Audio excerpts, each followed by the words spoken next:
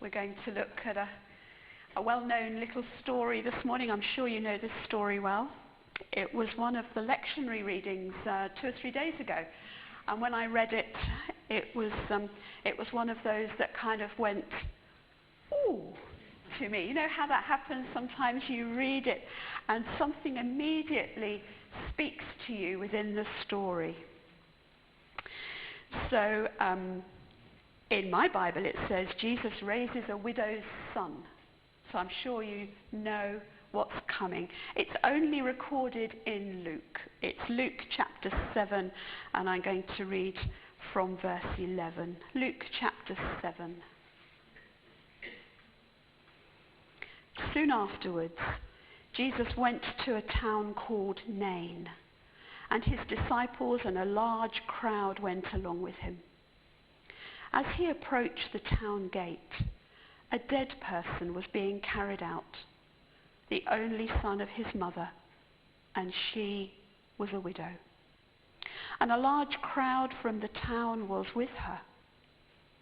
When the Lord saw her, his heart went out to her, and he said, "Don't cry." Then he went up and touched the coffin, and those carrying it stood still. He said, "Young man, I say to you, get up." The dead man sat up and began to talk, and Jesus gave him back to his mother. They were all filled with awe and praised God. "A great prophet has appeared among us," they said. "God has come to help his people." This news about Jesus spread throughout Judea and the surrounding country. It's quite a picture, isn't it? Nain, I discover, was a little town 5.5 miles southeast of Nazareth. So it's kind of between Nazareth and Capernaum. And its name means pleasant. So a lovely place to live, I guess, Nain. And our story takes place at the town boundary, the gate of the town gate. And we've got two crowds in the story. We've got the large crowd, it says, that Jesus was no doubt leading. As he was walking, undoubtedly teaching, people jostling, trying to get close to him, trying to hear what he was saying. Probably quite noisy, full of chatter. And coming in the other direction is another crowd, also a large crowd, from the town. This time, headed up by a woman. I imagine this other crowd was also noisy, but a different sort of noise. This was full of weeping, full of grief. And I learned from a little bit of reading that I did that it was the Jewish custom of the day, at this time, by the rabbi's decree, that woman who brought death into the world should lead the funeral procession. So the shame of Eve meant that the widow led the whole crowd. If it wasn't hard enough to be the grieving mum, she was also the woman who had to lead the funeral procession. And we are told by Luke, not her name. We don't know her name. We don't know her son's name for that matter. We are told that she is a widow and that she is mourning her only son. So already we know quite a lot about her, because we know that women were marginalized in the time of Jesus.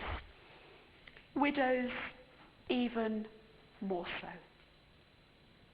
And I'll come back to that in a minute. So her situation was already quite hopeless, even before her son died. And it becomes even more so. And so we have these two crowds, as one's leaving the town, one's approaching the town, and they meet. Jesus at the head of one, the widow at the head of the other. And I find it interesting, that Luke, who is the physician, only tells us that the son has died. We don't know why, we don't know what the circumstances were, and you'd have thought it was that kind of detail that he would have been interested in.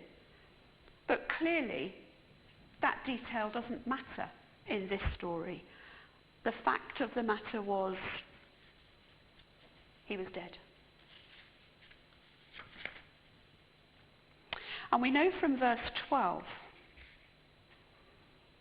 the only son of his mother. And you know me, I like looking up words. I like seeing what the words meant. It could have been written, the only begotten son of the widow.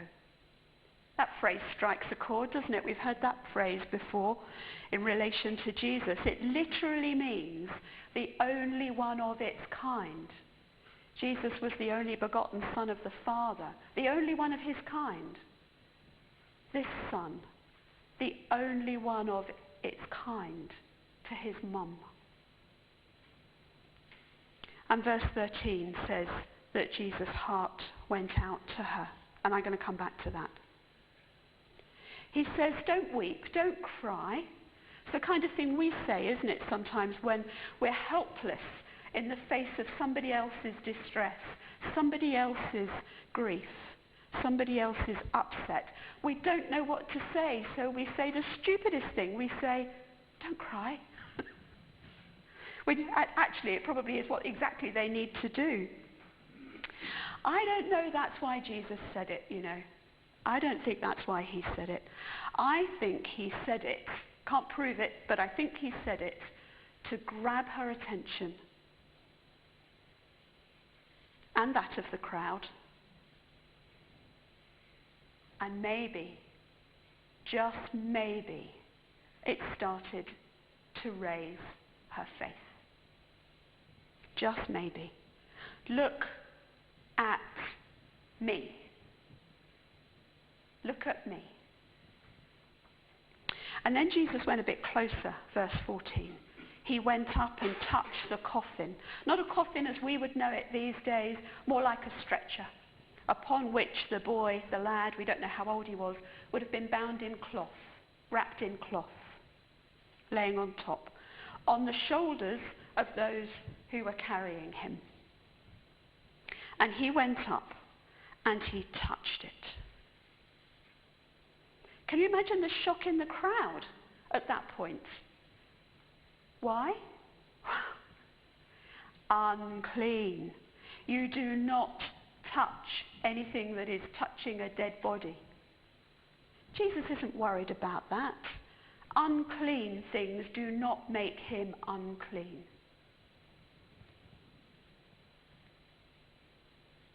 When it says he touched the bier, the stretcher, whatever you want to call it, it doesn't just mean that he put a finger on it, the least little bit of flesh that he could actually have touched. It means he fastened hold of. It's almost like he kind of grabbed it in some way. And another meaning of the word, he kindled. He set on fire. Is that the point at which the miracle began? He set on fire what was on that stretcher. The kindling of life being restored. Probably at this point invisible to the crowd. So what does Jesus do next? He says, young man, get up. I wonder if the stretcher at this point is still on their shoulders and the boy sits up. So it would have been completely obvious to the whole crowd, wouldn't it? What a thing to see. He's saying, raise up, gather your faculties, is another way of putting what Jesus says at that point. Waken, return from disease and death. You know, this is the same word that was applied to Jesus when he was raised from the dead. Same word. And then verse 15 says, he sat up and began to talk. Actually, the meaning is chatter. He began to chatter, almost as though there was no gap between him falling ill and dying and coming back to life. He just sat up and carried on where he had left off. Isn't that a lovely thought? And I began to wonder at this point, how old is this child? I tend to think he was actually quite young. I don't know, but I think he was quite young. And then the verse goes on. Jesus gave him back to his mother. And you know, as I was thinking about this, again, I can't prove it to you. Do you know, I wouldn't mind betting Jesus went to the boy, took him off the stretcher, and put him back in his mother's arms. Why else would Luke write, he gave him back to his mother? So I'm not sure that he was a strapping young man, because that probably wouldn't have worked, would it? But isn't that a lovely thing? He gave him back to his mother. Now, I know that there is a kind of an emotional giving back. You know, there is that metaphorical giving back. But actually, the giving back here is more physical than that. So I tend to think it was a literal action rather than just a kind of a metaphor. So what do we take from this? Well, you know, as I was reading this the other morning, the spark that kindled in me was not related to the boy. It was related to his mum. Because let's ponder her for a moment. Her personal tragedy of the death of her son was more than a personal tragedy because she was a widow. It was actually an economic and social catastrophe for her. It was about as bad as it could be. In a sense, her life had become extinct because her son had died. The loss of earnings that he would be able to gain when he was a bit older, that would support her in her old age, maybe even the home that she would have in her old age, her place in society, her security, her identity, her purpose, all gone. Just gone. It would be true to say that with the death of her son, she too had died. She might be still alive, physically, beating heart and all that, but her life was over. And Jesus saw her. He reached out to her. He had pity on her, had compassion on her. And I like the word that is used, that is translated compassion or took pity on. It's a Greek word, splanchnizoomai. I don't know if that's how you say it. But, you know, the medical things appeal to me, as you know. And it comes, you might know the word splanchnic. Does anybody know the word splanchnic? No? It relates to hearts, kidneys, lungs, and liver. The nobler entrails. So called. The nobler entrails. Because these organs in this time and in time not long after were considered to be where the seat of the emotions were. That's where emotion came from in their understanding at the time. And so Jesus' compassion literally came from his gut. That's our equivalent today. That powerful thing that comes from the gut. And you know, there is no deeper or more meaningful word in the Greek for the level of compassion that Jesus had on this woman. No deeper word. That's powerful, isn't it? Isn't that powerful? And that's how he responded to her. And you know what? That's how he responds to us and our need. There is no deeper word for it. No deeper emotion.